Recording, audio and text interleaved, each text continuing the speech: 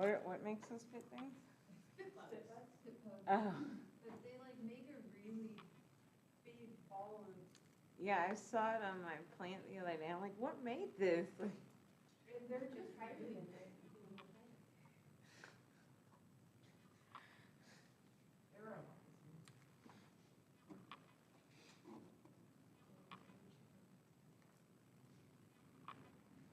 But they're a lot smaller than I feel like they look like they.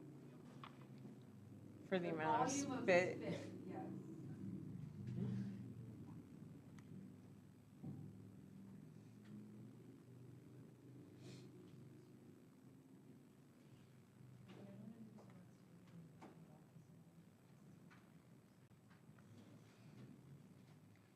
They probably lost your train.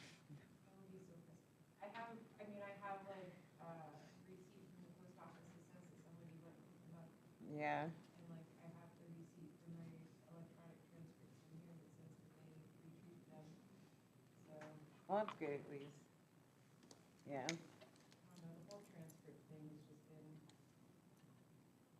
a big pain in the ass. Yeah, and it doesn't end, or at least like, yeah, like for me it didn't end. When I got jobs, it's like, send your transcript. And then it ended up in like undergrad admission instead of employment.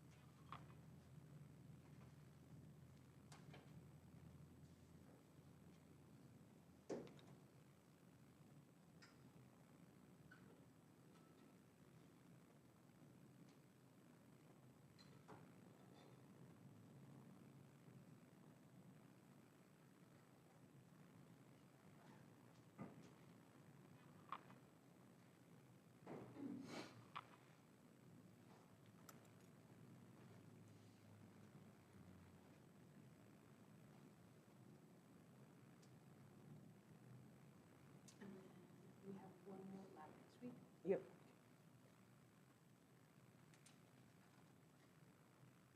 But then not the next week because then we'd have to finish it within the day, right? Yeah. Okay. But we did talk about doing, if people want to do the soap week 11, we could do that probably for fun. Yeah, that'd be good after the final. 2 weeks ago? Right? Yeah, Or are you saying on Tuesday? we could poll people who want to do soap. You rather do it after your exam?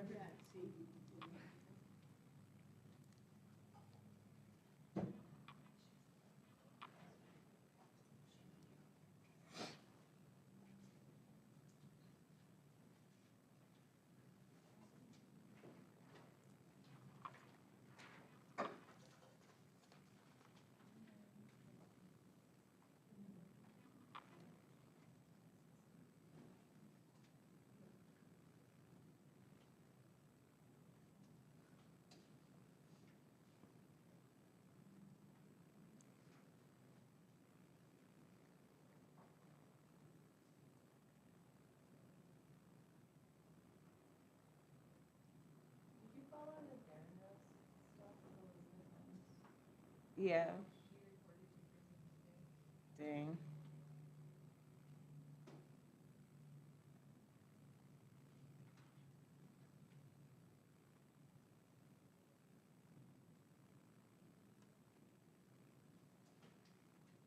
For 11 years, how much of a teacher's cut this year? She's trying for investors.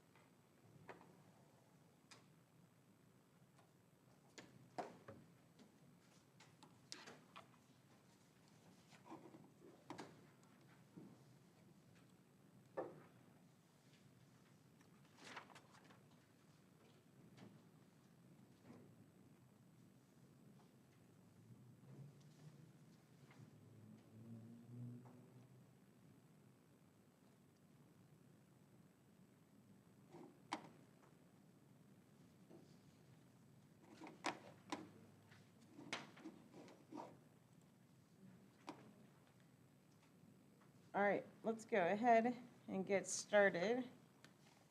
So don't forget, we only have like 2 weeks left of the quarter, basically. So this week, next week, and then we'll do finals prep. And so on that, don't forget, we had mentioned on like week 11, people wanted to do like just a for fun soap lab. Like obviously not graded or anything, just like get together, make some soap. Would people want to do that on like the Tuesday of week 11 or the Thursday after your final?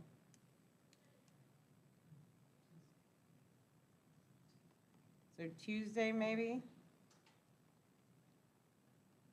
I probably would be able to go if it was Tuesday, Oh no. but I might also not be able to go if it's Thursday, so. Other votes?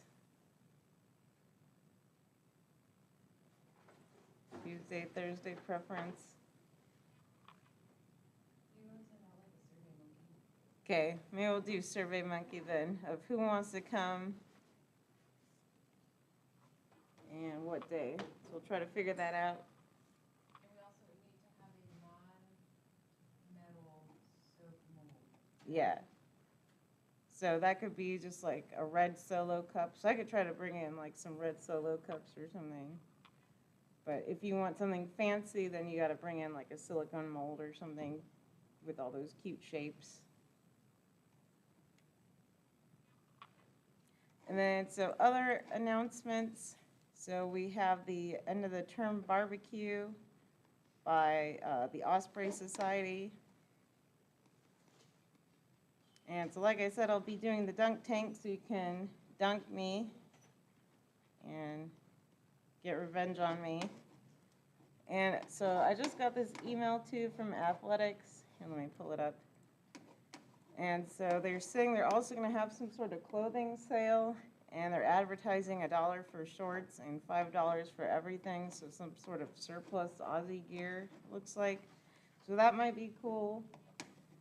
And so like I said, barbecue.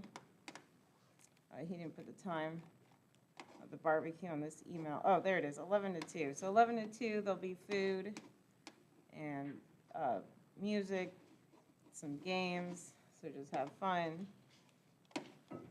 and get free food, of course. And then I'll put out one more announcement for any last minute volunteers. I know people are busy this weekend, but just in case, last volunteers for Saturday, probably starting, if you wanted to, just think about the drive time, so probably like 8:30-ish potentially, 8 driving to Grants Pass, and that's in the morning. And then I think the event goes until like 1 or 2, and then of course drive time, which is always a lot of time, I know, going to Grants Pass, but just putting it out there in case anyone's interested. Always a good line on the resume. All right, let's go back. So actually we'll look at, I have the wrong quiz. Let's look at quiz 5. And so there were 2 questions that people had issues with. So that was 6 and 7. So let's go over how to do those. And so 6, I'll just rewrite it. So how much current is required to plate out 0.015 grams of copper from a solution of copper sulfate in 5 minutes.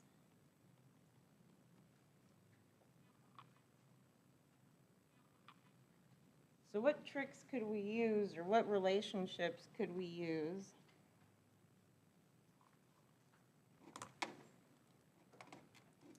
and my idea was, so I was trying to jog you back to this demo that we did, because we kind of did that problem just in a different way, right? You were given the current instead and still given time. And so instead you had to quantify the charge, and then we figured out Avogadro's number. I'm looking at the wrong notes. These are the right notes. Right, so we quantified that. We related it to quantity. And we also have, don't forget what a charge of an electron is. So let's go back to the problem. So what can we start with?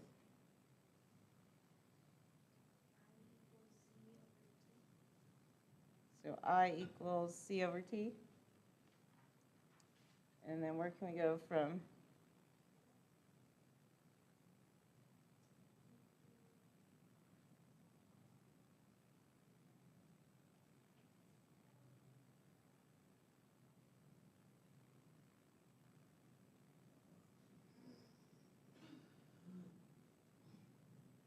So what's the only piece of information we're given, really? Because you're only given two numbers. 5 minutes and relate in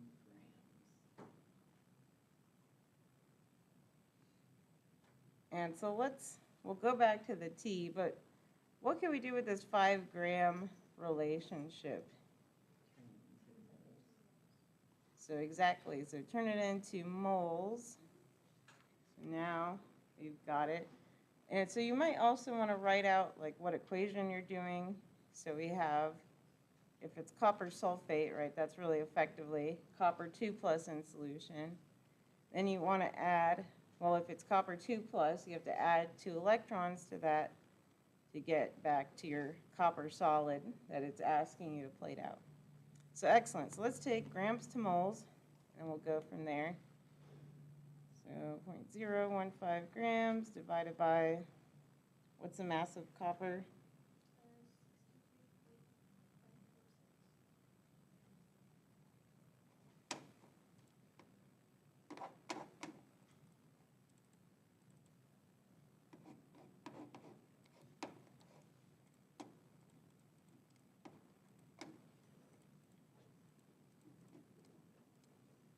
All right, so now we have moles, and then what can we do from here?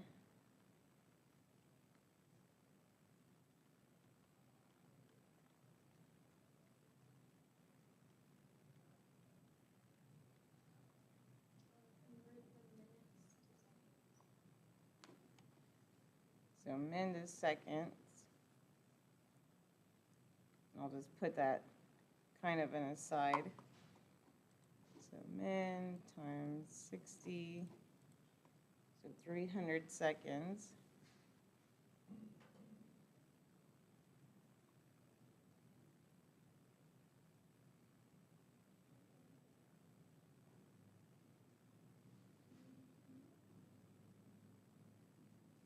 And so we have our time portion of our I, but then how do we get to the total charge that we need?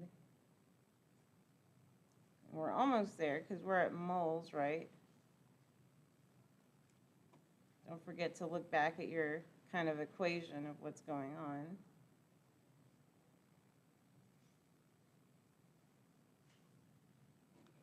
And then you might need one more little hint to jog you. So if we go back to our notes, don't forget that we have the charge of the electron. So 1 electron is 1.602 times 10 to the negative 19 coulombs. So let's write that down. We might need that. I promptly forgot the number.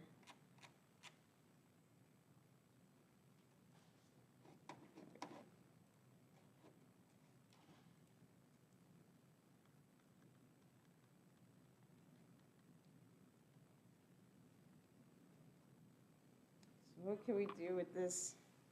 We have moles. We have what 1 electron is.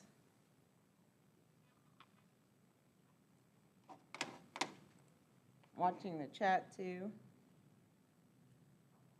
we multiply the electron value times 2 since there's 2 electrons?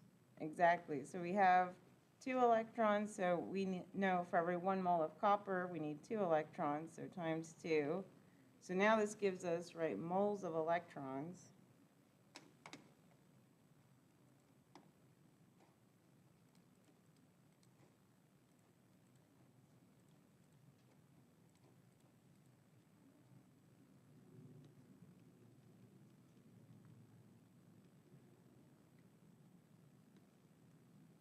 And so now if we have moles of electrons, we have what 1 electron charge is. We can get the total charge that we need now. So multiplying these two numbers, so 4.72. Oh, sorry, we have to convert this to individual atoms, right? So from moles to Avogadro's number, 6.022 times 10 to the 23rd.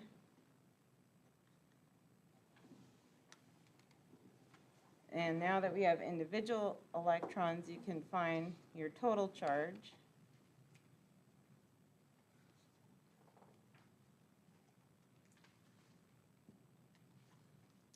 So now we have, right, total coulombs that we needed. So let's do all that.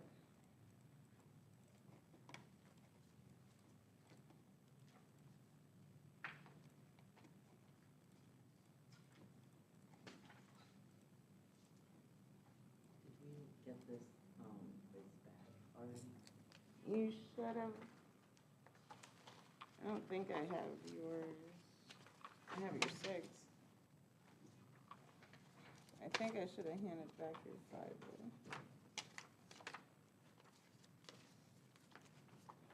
though. And so what was the total coulombs that we got then?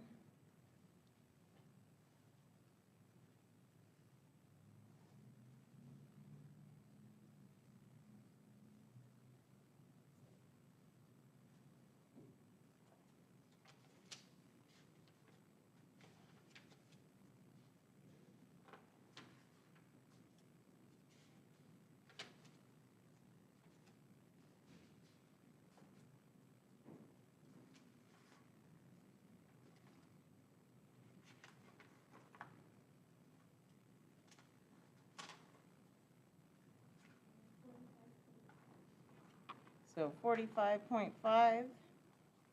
And so now that's our total charge. And now we're ready to plug it back into this formula that we started with, the I equals C over T. We have seconds, so we already did that conversion. And so now we can figure out our current, so 45.5 divided by 300.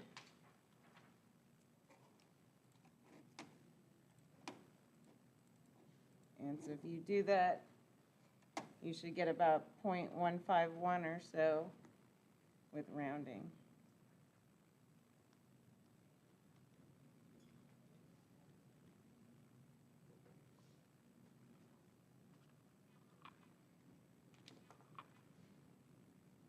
Yeah, so a lot of people had issues with this one. Some people got like the total charge, but then didn't divide it by the time. Or I think a few people forgot to multiply by 2, among other things. Questions about this one?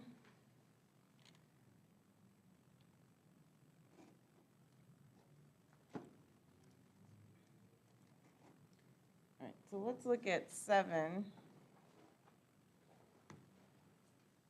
And so that was what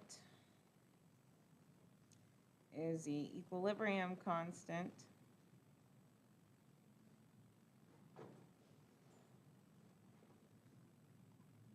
For the following redox reaction with a cell potential of 0.918 volts. And you were given something that looked like this.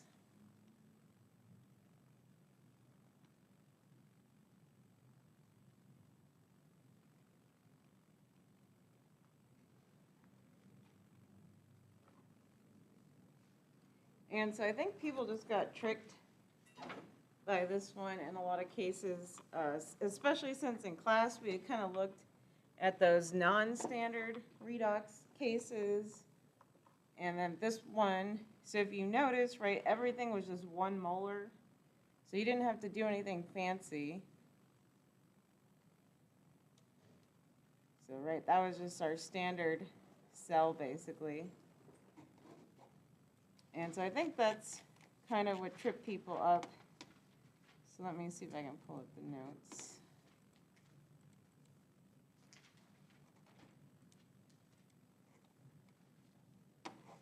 So some people were trying to make it too complicated and looking at like this equation, but since we were at just a standard cell, again, we didn't need to do all that like we had done in class. And so I was looking for more of like this set of equations would have helped you. And so the simplest form was this one. So that was a formula that I recommended. I saw some people actually like went through this step first and found G and then actually calculated K like this. And that was actually totally appropriate. I think the answer was a little off from rounding, but otherwise, you know, it was a perfectly acceptable method. So that was something that people did. Again, I would have just used that formula. And so let's plug it in using this formula here.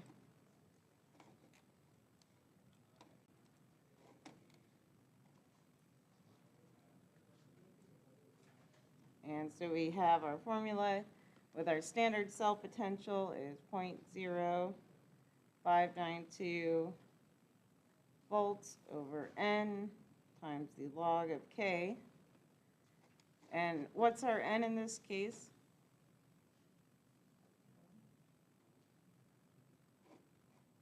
So how many electrons do you have going back and forth?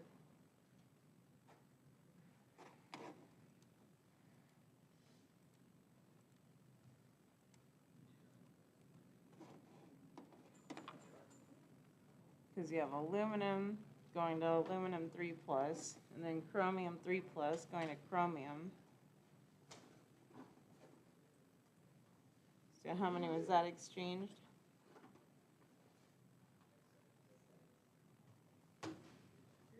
Yeah, it should just be 3, since 3 there, 3 back.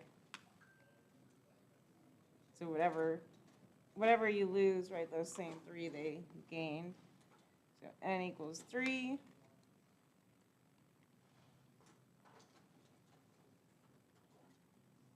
And so now we just have to plug it into the calculator. Oops, sorry. Times, that should be times.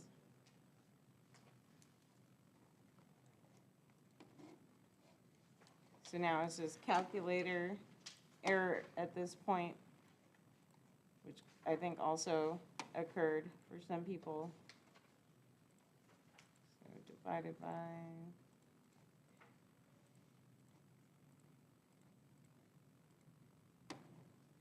and then take this to the power of that to get rid of the log, so 10 to the power of 46 gives you this crazy answer of like 3.3 times 10 to the 46 or something along that order.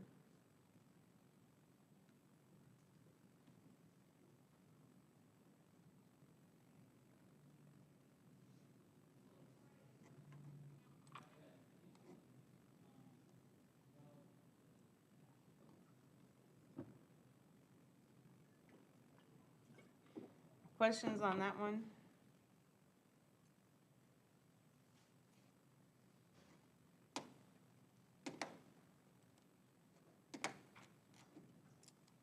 All right, are we ready for more organic chemistry, alcohols, aldehydes, and ketones then? Ready to shift gears? Any other questions?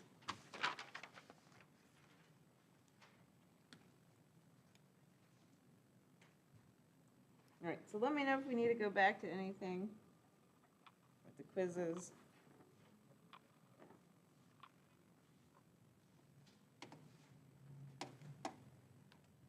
All right, so now we're looking at these three different functional groups here. And so I think we've introduced alcohols before, and of course they're just anything with an OH group.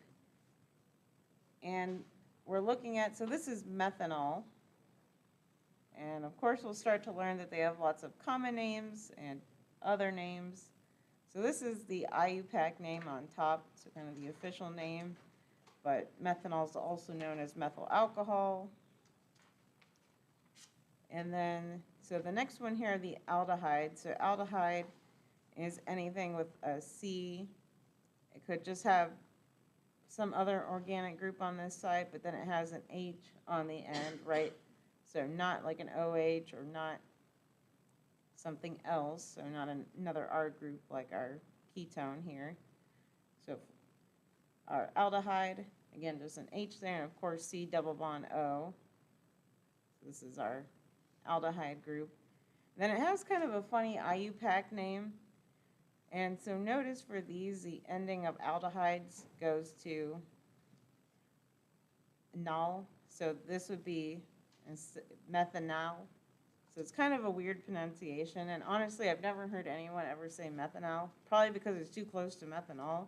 So you'd probably be confused in the lab. But it has the more common name of formaldehyde. So that's used a lot. But once we practice kind of this aldehyde naming in class, I think the anal ending will kind of, you'll see how that works. So you'll name like your chain here with the appropriate ending. And then ketones have two R groups on either side of our carbon double bonded oxygen. And they have this -one ending. So this is propanone. Since it has 1, 2, 3 carbons, so there's our prop, right, like propane. So that was propane, just to kind of compare. And now, if it's 3 carbons with a ketone, now it's propanone there. And so, of course, again, this is one with a common name, so no one calls it propanone. It's always referred to as acetone. And acetone is a very common solvent that's used in organic chemistry, especially cleaning glassware. Relatively safe too. And so looking at our alcohol naming now, so this is again methanol, so 1 carbon and then attached to our alcohol group, just 2 different representations, so this is kind of more separated ball and stick versus space filling. And then let me zoom in here. So then you can see ethanol. So we think back, right, ethane, just to kind of compare. So this is recall moment. So ethane would just look like that. Or we could draw it out explicitly. So 2 carbons. Ethane meaning fully saturated, right, with hydrogens, versus ethanol. So now, again, fully saturated, except we have an alcohol group on there. And notice, right, we don't need to call it like 1 ethanol, since they would both be 1 ethanol, no matter where the alcohol is. And so now this is propanol, or 2-propanol. And so you're probably familiar with this, so this is going to be rubbing alcohol or isopropanol. And so again, note the 2 different names, so you could name it the IUPAC name. So of course we have propane again, so 1, 2, 3 carbons, but then it's 2-propanol. Again, in this case, right, priority doesn't matter, so 1, 2, 1, 2, that gives you the same thing. So 2-propanol. Or if you remember, right, this is the isopropyl group. I kind of refresh. So this is just the isopropyl group here, and so that's the other name then, isopropanol, or isopropyl alcohol.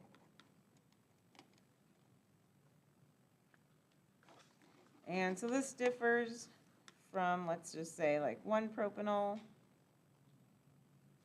So of course that would be, right, the straight chain derivative. So 1, 2, 3 carbons at the one position.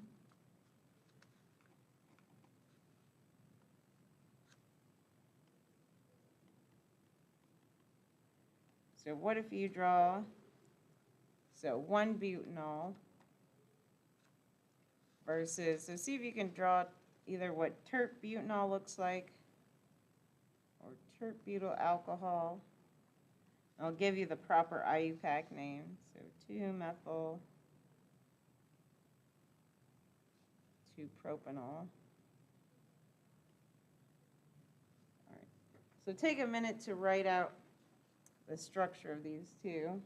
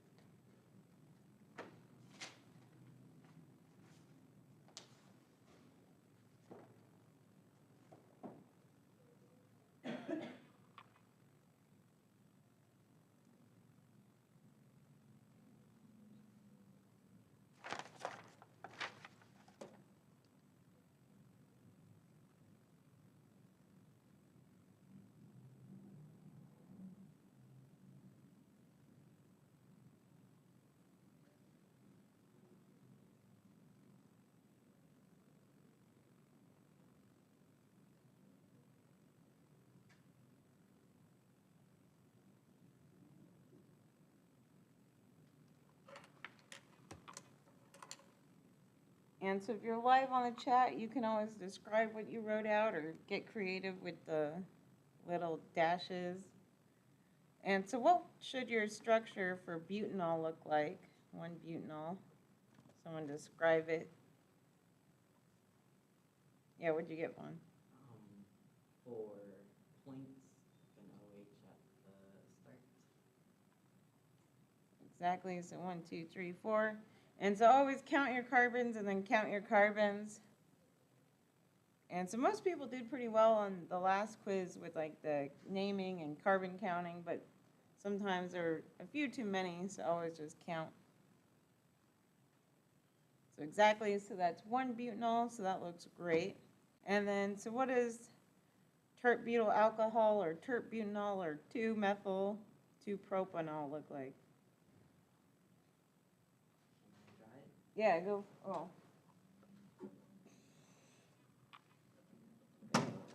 Here we go. Let's see if this marker works.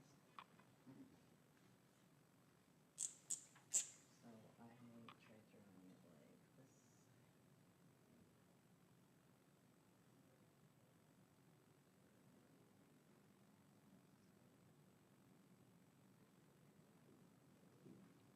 Yeah, you just want to draw like a clear like line going from your center carbon to the OH. Wait, don't erase the other line there. Just draw it a little bigger.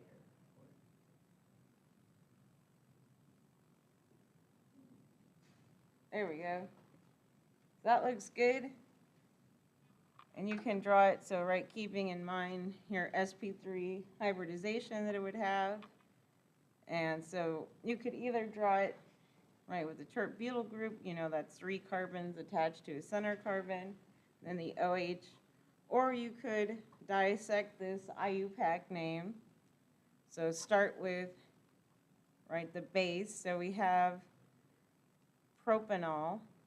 So you could start with your 3 carbons and even just write it like that. Okay, 1, 2, 3, and then it's 2-propanol, so put the OH there, and then go back, oh yeah, 2-methyl, so then ends up something like that. So either way you want to name it.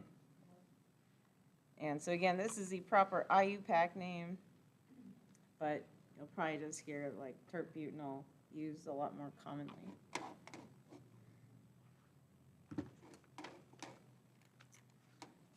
Questions. So we also have kind of these special names. So what if we have multiple OHs?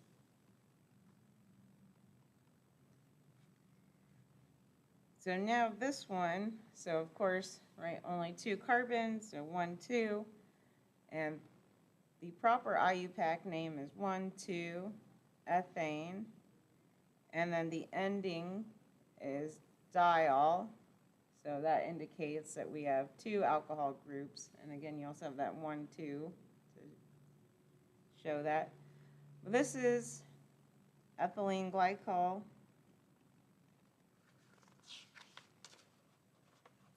So that's commonly used in either synthesis or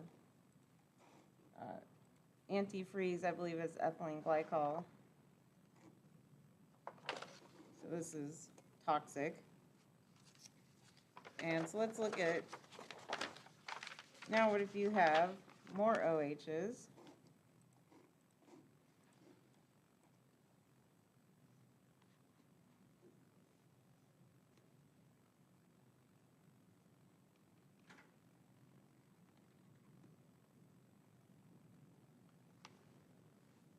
The alcohol groups get their own carbon that's not attached to the, that's not grouped into the base name of the carbon chain. Wait, sorry, say it, or, So you named it ethane diol when there's 4 carbon points. oh, there's only 2 though. Oh, it's just. Yeah, those because are this just is lines. connected Gotcha. to the It's OH. just bonds. Yeah. Okay. And then, so this one, if you, I'll circle the carbons, right? So you only have 1, 2, 3 carbons for this one. And so we can start naming it. So this is propane. And like you might expect, now we have 3 alcohols, so we can call it triol. And now let's go back and put the priorities, so they're all on different carbons. So it doesn't matter, right, if I got 1, 2, 3 or 1, 2, 3, they would still be the same name, right? 1, 2, 3, propane triol. And so this, though, you'd probably never hear anyone use this. This is glycerol. And so glycerol is used in like food production too, or like surfactant, like gum sometimes will include glycerol as well. So it's like a sweet.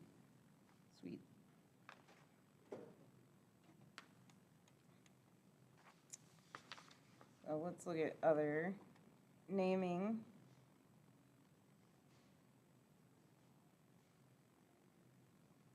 So we didn't look at this one. So what might this one be called? Phenol. Not quite. So what's this group? Do we know what this group is called? So not benzene, right? No double bonds. I thought somebody said it.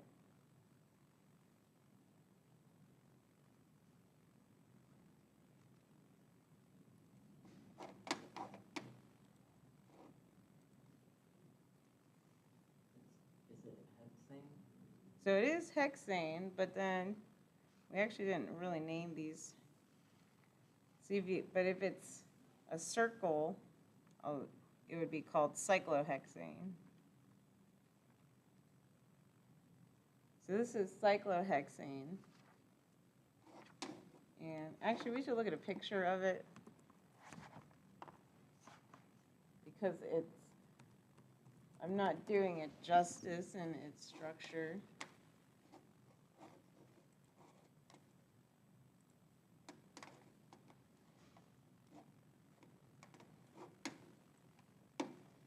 And so when you draw it like that, it looks flat, but it's not flat.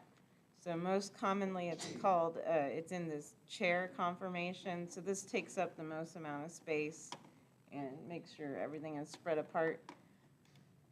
But if you look at these other pictures, and this is, beyond our scope, but it can go in other 3D forms called boat and go back and forth between these two. But all I really wanted to emphasize to y'all is that it has 3D character and is not just flat. And that's just to contrast with benzene, which is flat. So they have different properties. So benzene is flat. So now those double bonds, right, give it completely different hybridization. So then it goes to sp2 hybridization. So now that's flat versus all these, right, are sp3 hybridized. So they all have tetrahedral structure at each point there. All right, and so that means that if this is cyclohexane, this would be cyclohexanol then, just taking that alcohol ending.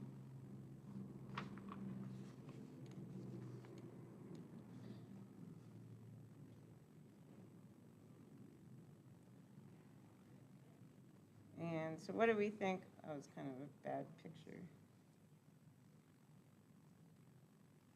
So what would this one be named?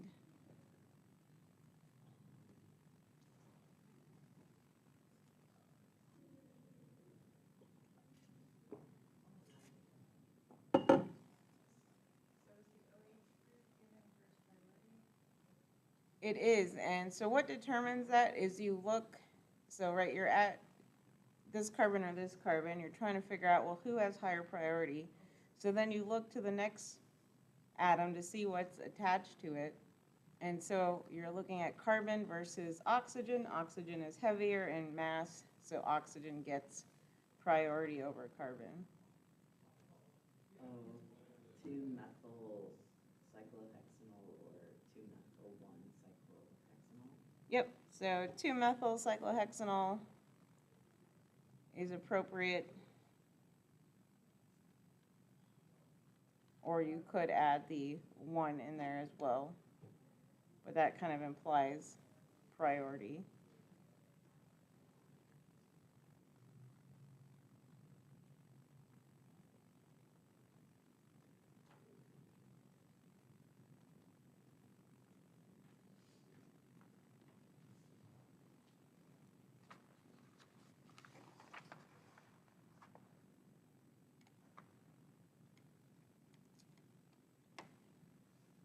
Let's see, what else do we have? So we can do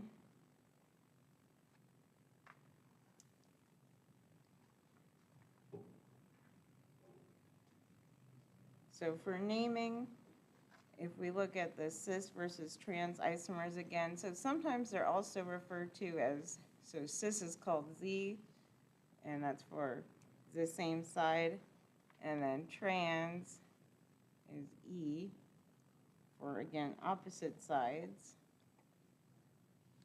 And so we could look at the two different isomers here.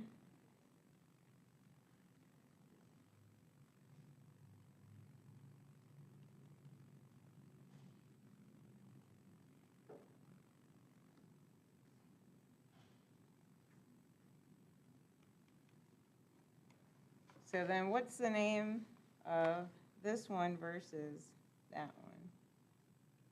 They should be really similar names minus this difference.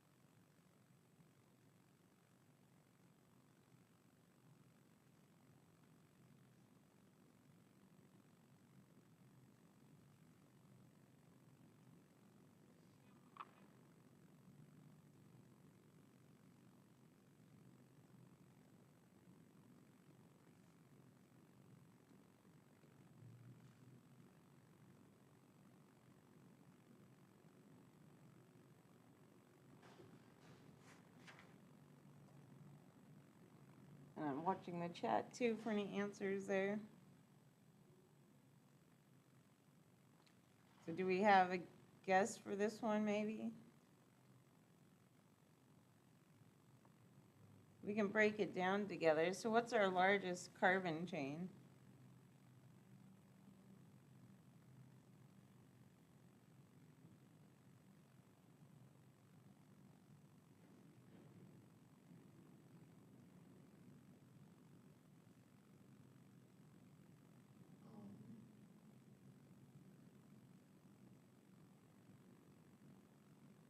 Four. 4. And then what did you say? Oh, yeah, so we're all on 4. And then so we could assign priorities too. So 1, 2, 3, 4 then. So alcohol takes priority. And so now, how can we name it?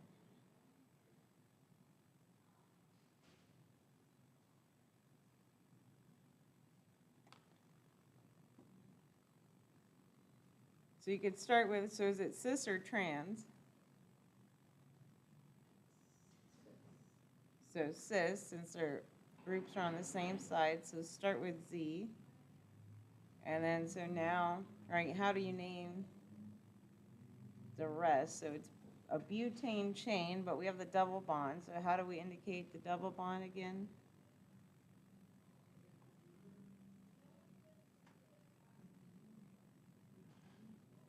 Yeah, so butene with an E, and we'll put a 2 so we show where it's starting. So 2, butene, and then this is where, if you want to show where the 1 is, 1 all would be appropriate, or it might be implied, so Z2, butanol. Oh, the Z, because if you were just given this name without the Z to butanol, or butenol, when you try to draw the structure of butene, there's 2 different isomers. So that's leading to what this name is, right? So the only difference in these 2 molecules is the Z versus E. So that's why we have to make that distinction. So if we go through this one, right, it's the same thing, 4 carbons, same priority.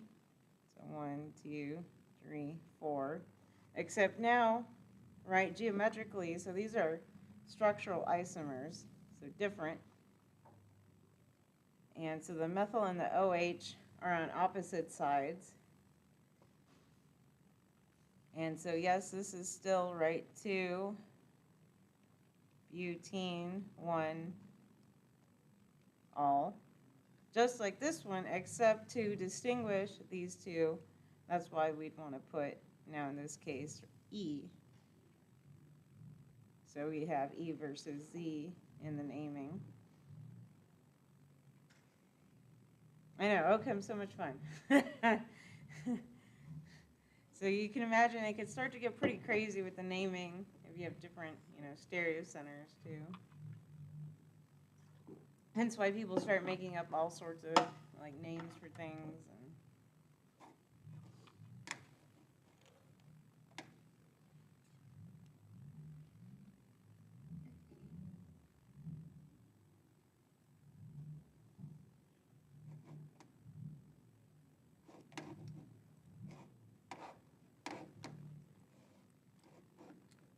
All right, let's keep naming these. So do we remember what this one was named?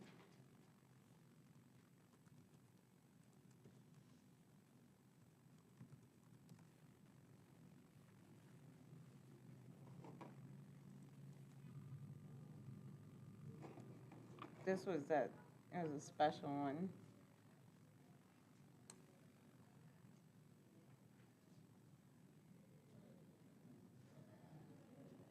Since it has double bonds, it would be cyclohexenol. Well, this is a benzene Benzene. ring, but it's, you don't call it benzene all, unfortunately. It has a special name.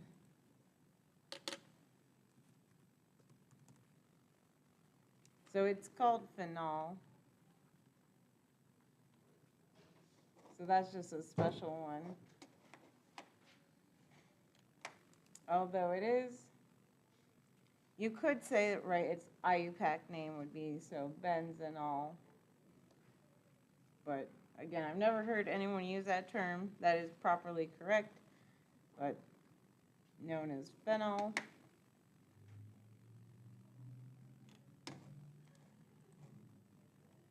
Let's look at some more naming. Oops.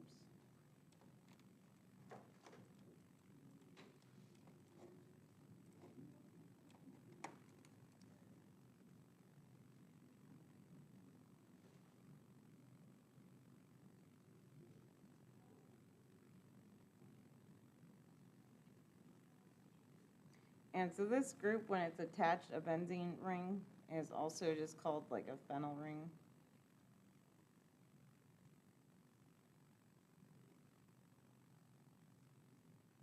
Any guesses what you might name this one?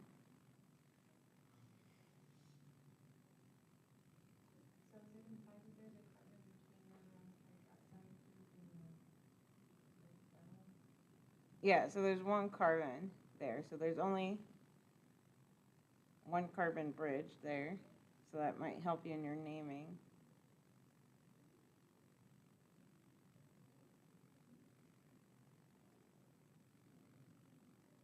Any guesses or?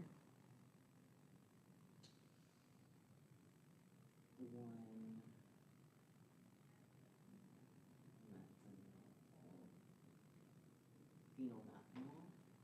Yep, so it would just be phenylmethanol. And that one, you know, you didn't need to indicate a 1 there since it's just one carbon. And so now let's compare, well, what happens if we have multiple carbons?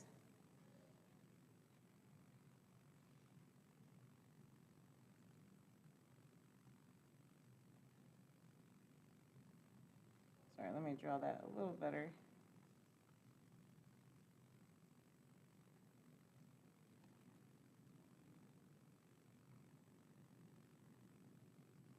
Okay, so what might this one be named?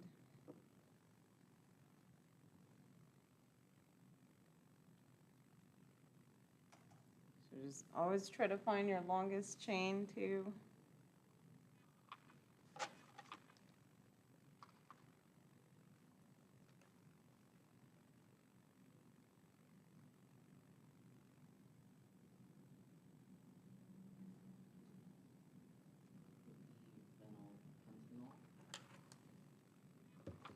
So how many carbons are there? How'd you get 1, 2, 3, 4? Oh, I counted wrong. Oh yeah. Phenylbutanol. So phenyl, and then do we need to add some numbers to that maybe?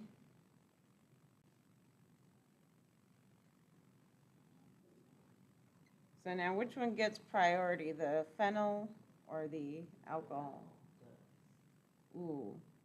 But remember, we just look at the first atom. So even though the whole phenyl weighs more, you start by going, so carbon versus oxygen. Oh, So alcohol takes priority. So that gives you 1, 2, 3, 4. And so now we can name it 4-phenyl 1-butanol.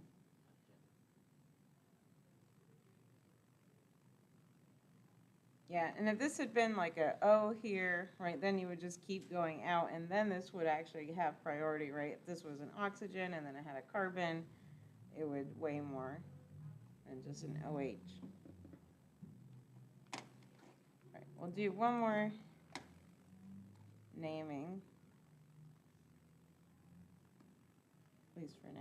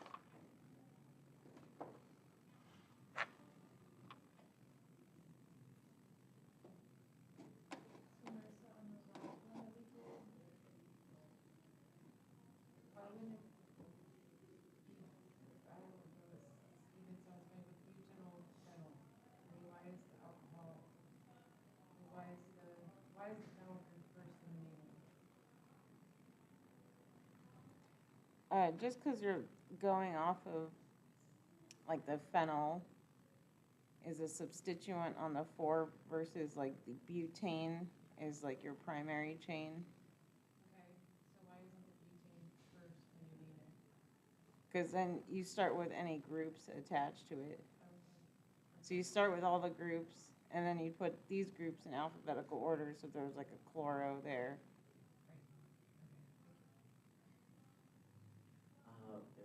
Would it be 4-phenyl 2-butanol? So 4-phenyl 2-butanol. Exactly.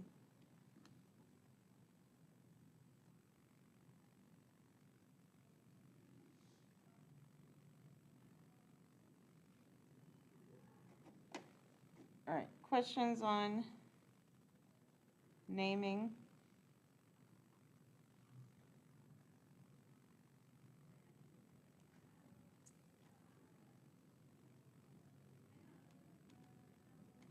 All right, so let's look at a few reactions at least. And so if we have methanol and we combine it with a strong reducing agent, a reductant like sodium, we can make the sodium ethoxide. And so this is a pretty good reagent. So that, right, is effectively O minus CH3. And so that's a good reagent to add to things.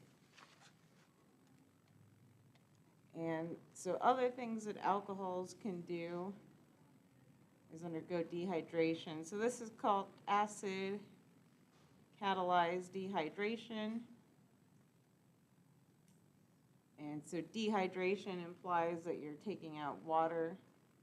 And so that's exactly what you're doing. So you're going to form a double bond, and you're removing, right, the water across this double bond. So pretty forcing conditions. So sulfuric acid at high temperatures. But then that, again, gives you the double bond product. So that's one way to go and make an alkene if you were interested in making a double bond there. And so things that can react, though, so this only works for certain alcohols. And so if you look, so now you have to look at some naming. So this is called a primary alcohol, where it's just a carbon that's attached to one other carbon, and then it has, right, 2 hydrogens, and then 1 OH. And so the primary is kind of the most favorable for this to react, right? It's very exposed and linear. And so now if we look versus a secondary alcohol, so this is 2-propanol, but what we're focusing on, so now it's a carbon attached to 2 other carbons, so it only has 1 hydrogen. So again, that makes it a secondary alcohol. So this will still react. So it will react. But then once we get to the tertiary alcohol, so now we have a carbon that's attached to 3 carbons, so no hydrogens. So now, right, this cannot react.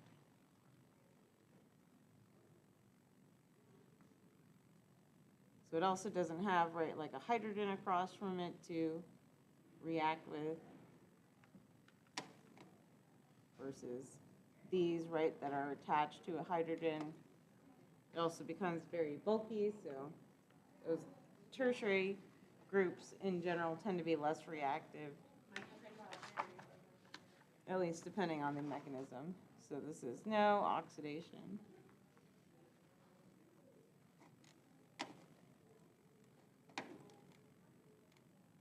So now let's look at some reactions of aldehydes and ketones. And so you can actually, right, make either an aldehyde or a ketone from an alcohol doing an oxidation reaction. So this is your chromium oxide species. So this is a strong oxidant in the presence of acid, and so that gives you your aldehyde product. And so again, you have oxidation products with your primary and secondary alcohols. but not tertiary. So it's the same thing, so you need some sort of hydrogen, right, attached here for the reaction to occur. So one of these hydrogens leaves, so you can see that in the dehydration, so there has to be a leaving group. And so again, with your tertiary alcohols, there's no reaction. I'll just draw that out.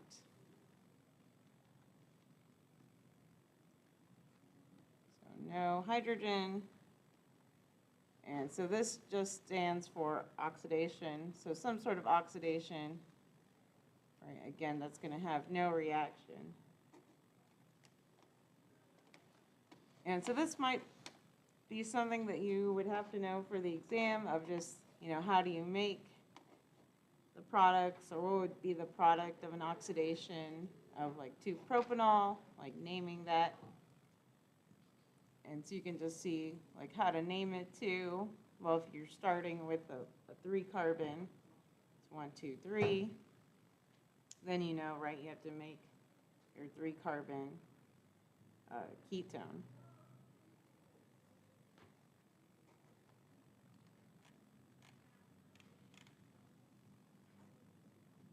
So let's see how far we make it in naming aldehydes. And so aldehydes take their name again from your parent alkane chain, and then the ene becomes an all ending. And the aldehyde functional group is usually given the number 1 priority, and the number is not included in the name, so anytime you have an aldehyde dominating. And then for common aldehydes, you can just state the common parent chain and add aldehyde. And again, this may not be clear to you, so I'm kind of flexible with the naming. And then substituent positions are shown in Greek letters, so we'll go over that. And then when the CHO functional group is attached to a ring, then carbaldehyde is added, and so we'll look at some of those. Oops.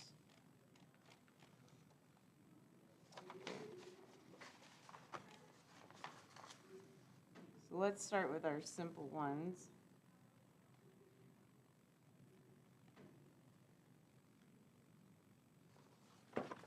So any guesses on what its name might be?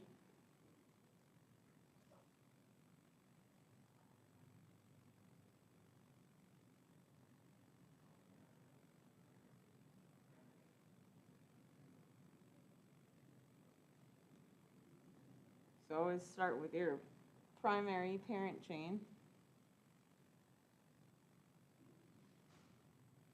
So how many carbons are there? 2. So 2. So the parent, right, is just ethane. But then if we want to show that it's an aldehyde, what does that ending become?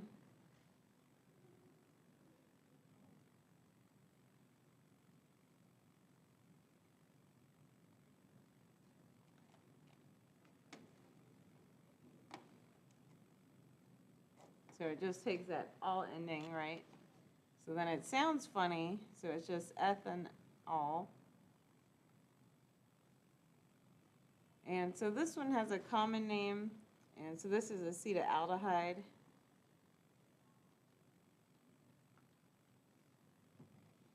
And so that's kind of what they meant for those common names. So that's one example there, so I'll just put that in parentheses. And so let's try another one.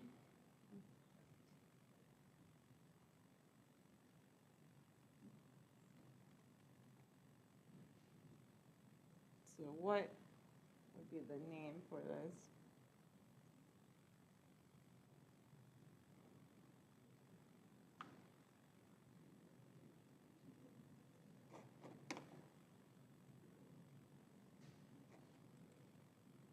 Pentanol. So pentanol, exactly. And I don't know where this name comes from. Oops. sorry, let me rewrite it. I don't know why I put so much spacing. But the common name is valor aldehyde. There's probably some historical reason for this that I don't know. And so usually you see it referred to by the aldehyde name, but it kind of depends. It's for later. So let's look at the other example where it mentioned possibly using Greek letters, and we'll go through the several different ways to name it.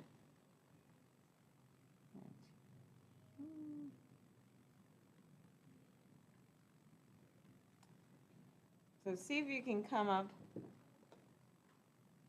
with some naming possibilities.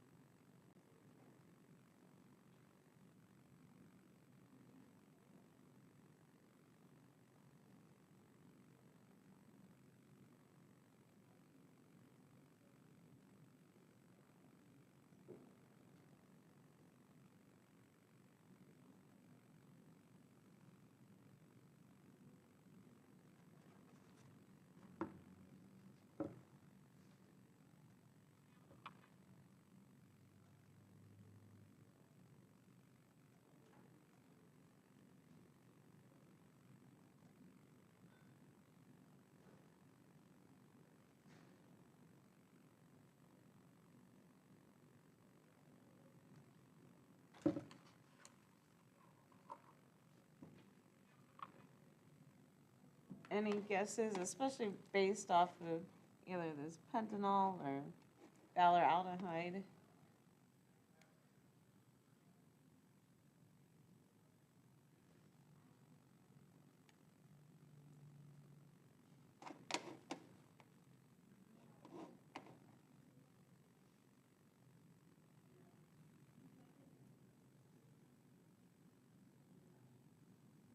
So what's the difference between this previous one and then this bottom one? It has chlorine attached to it.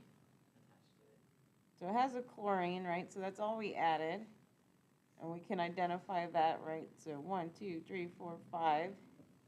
And then let's assign our priorities here. So the aldehyde gets the number 1 position. So 2, 3, 4, 5. And so if we want to stick with the pentanol naming, we could, so write the chloros in the 2 position. So 2-chloro pentanol.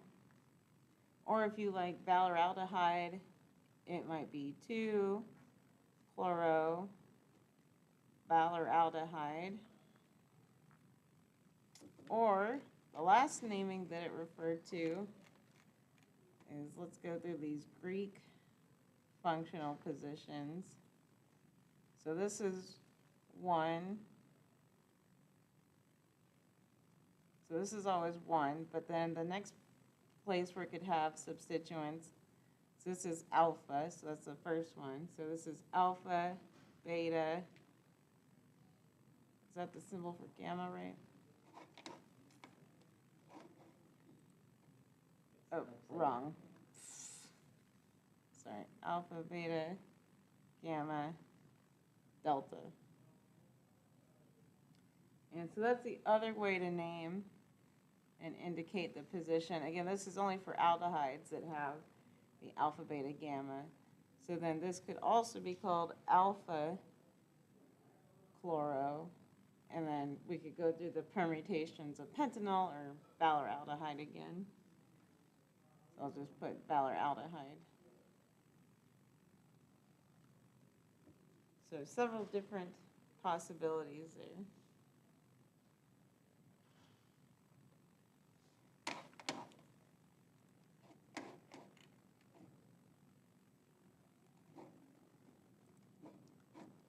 Let me erase this name at least.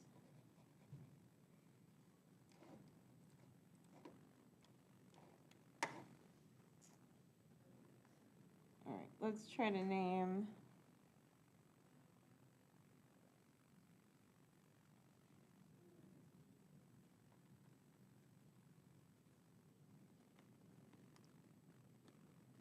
So what would this one be named?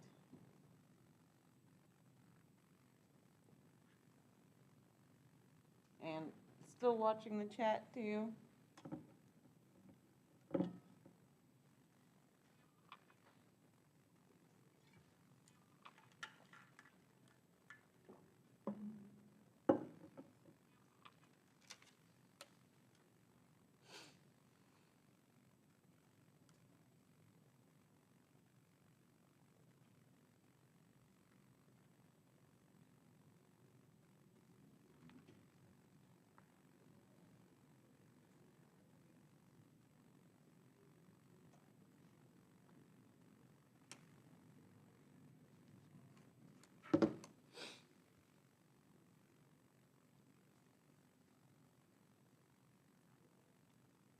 Any guesses for this one?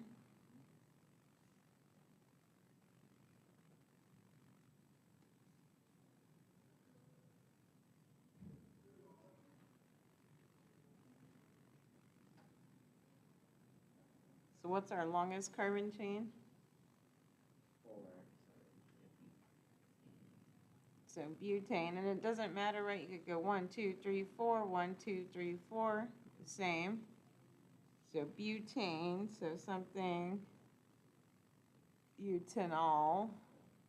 And then, so we have to figure out what priority the methyl group is, but this has to get 1, so 1, 2, 3. So that leaves us with 3-methyl butanol.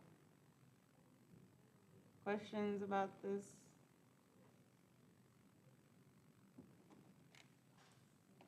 Okay. Oh. Let me erase. Now that I gave it away. All right, see if you can name these 3.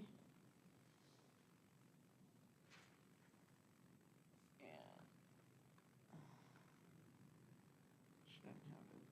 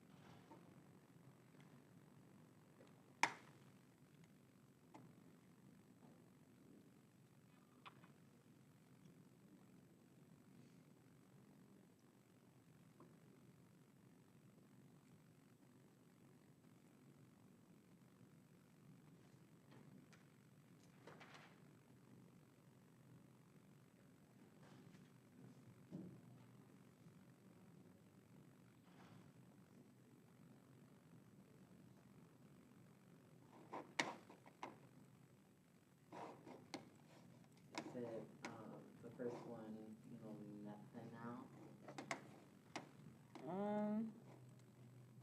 So look at it again. So it's not a phenyl group. Remember, phenyl has the conjugation.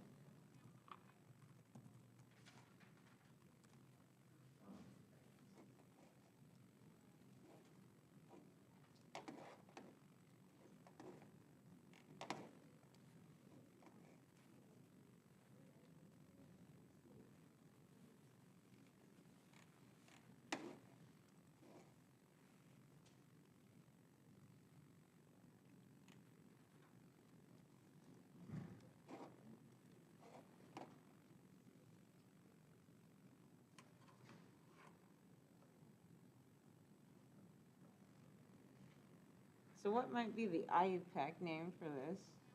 Yeah. 1-cyclohexane methanol.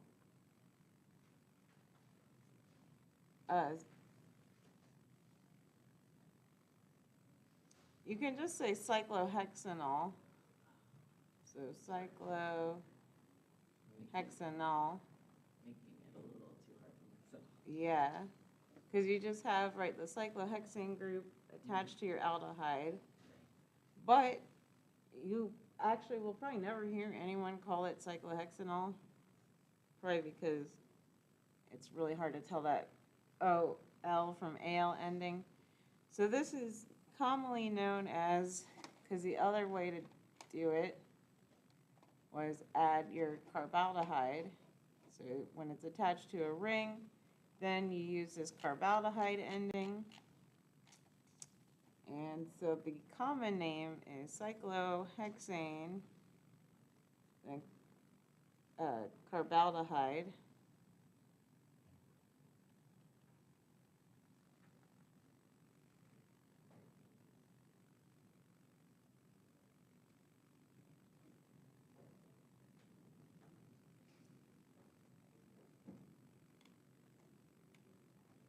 And so try to name this one now.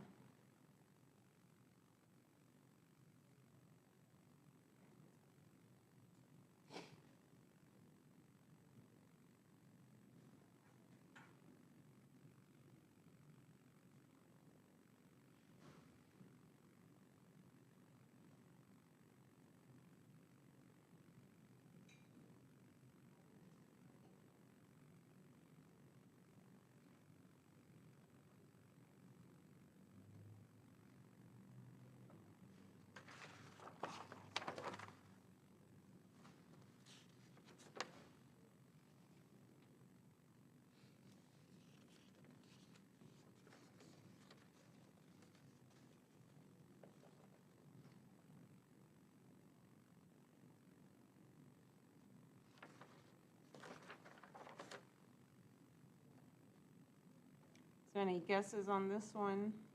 What'd you get? 3-methyl-cyclohexanol. So 3-methyl, and then cyclohexanol, or I'll use the more common naming, the cyclohexane carbaldehyde.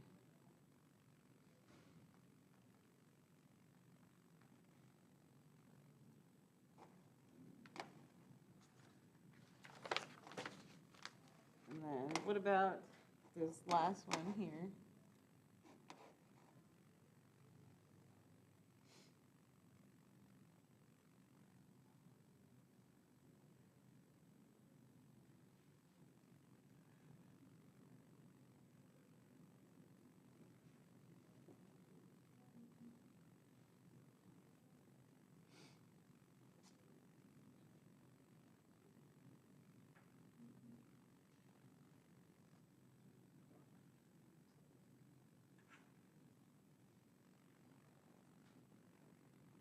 Any guesses on this one?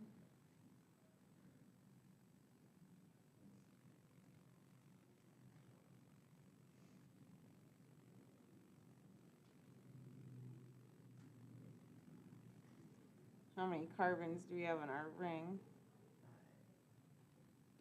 So we know we have cyclopentane somewhere. So what do we get? 3,3-dibromide cyclopentanol. Perfect. So it's just dibromocyclopentanol. If we want to go that method, I'll write out the dibromocyclo. This gets pentane carbaldehyde ending as well.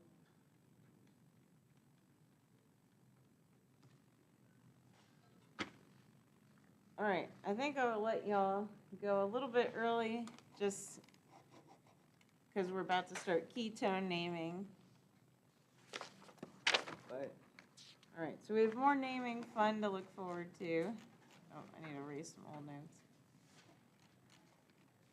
And then we'll look at some more reactions of carboxylic acids, and then more naming fun. So lots of naming and more naming. All right, so I will see you on Thursday for more naming and of course lab, so don't forget your pants and your shoes on Thursday. And it should be a really fun lab. I have it printed out if people want to grab it. It's the one pot reactions. So it should be tons of fun. All right, I'll hang around on stream just for another minute or so in case there are questions. Otherwise, thank you. Marissa, did you get the emails I sent you? I did, yeah. It sounds like you were pretty busy already, so. Yeah, It's okay. I talked to my friends and they want to like leave for Eugene at like 12. Yeah. So, No, it's okay. I'll fingers crossed I'm getting a job this week.